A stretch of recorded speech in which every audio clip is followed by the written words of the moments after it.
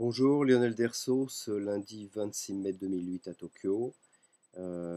J'ai décidé d'utiliser ce moyen vidéo plutôt que de martyriser mon clavier pour vous parler de l'état des lieux du réseau Freelance France-Japon.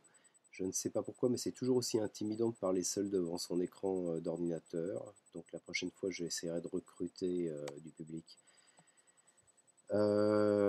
D'abord, vous remercier d'être membre. Nous sommes 60 à cette minute actuelle et j'espère que l'on va dépasser le stade actuel de stagnation des recrutements. Il y a des fonctions qui vous permettent de recruter vous-même directement des gens que vous connaissez qui collent à votre avis avec les conditions requises pour être membre du réseau FFJ. Donc vous savez peut-être, et si vous ne le savez pas, allez visiter dans la top page, dans le menu en haut, la fonction invitation. Le reste est assez simple à comprendre et à mettre en œuvre. Il se passe des choses à FFJ. Je voudrais signaler que dû à l'architecture de la plateforme qui est utilisée, certaines choses passent inaperçues, en particulier les activités qui ont lieu dans les groupes qui ne sont pas l'objet d'une annonce automatique sur la top page. Sur la top page figurent uniquement les modifications ou la création de nouveaux forums de discussion. Par contre, ce qui se crée dans les groupes, ce qui se passe dans les groupes n'apparaît pas sur la top page. Bon, c'est un fait. Ça signifie que si vous voulez savoir ce qui se passe dans les groupes, il faut aller voir par soi-même.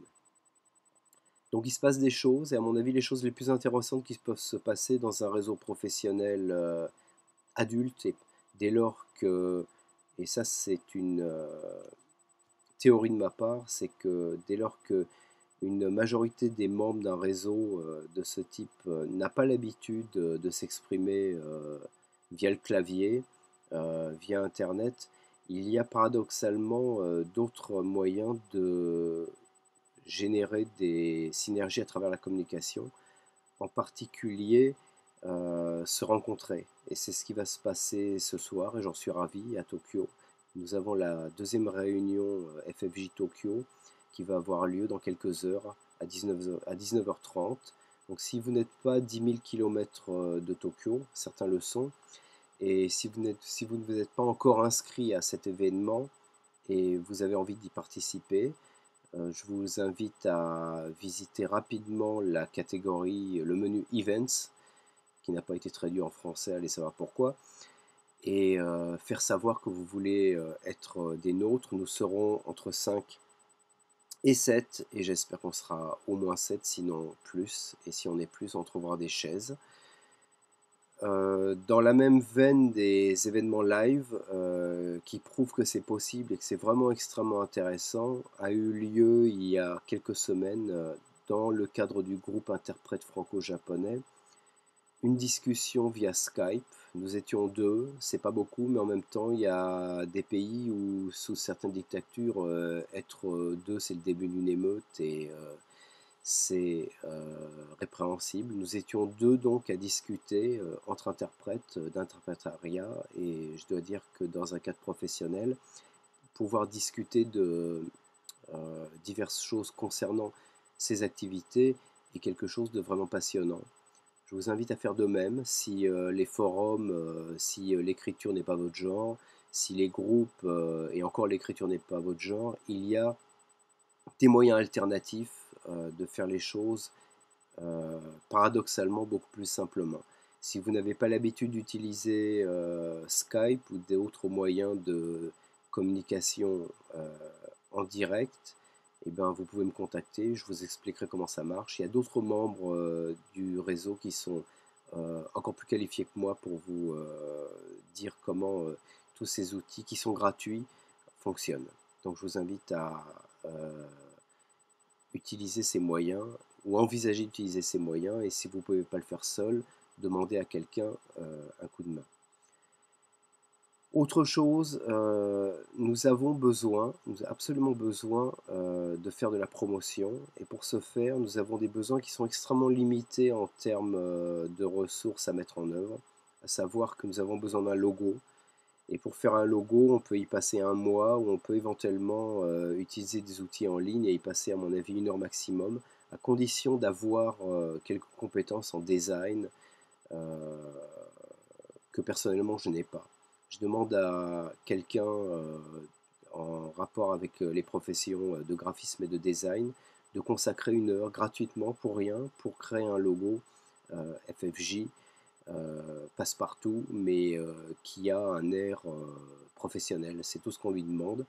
Ce qu'on lui demande aussi tout de même, c'est de ne pas jouer autour de la gamme du bleu-blanc-rouge français et du rouge japonais, parce que FFJ, même si c'est un réseau d'obédience franco-japonais, n'est pas un réseau franco-japonais en termes de limite géographique, surtout pas.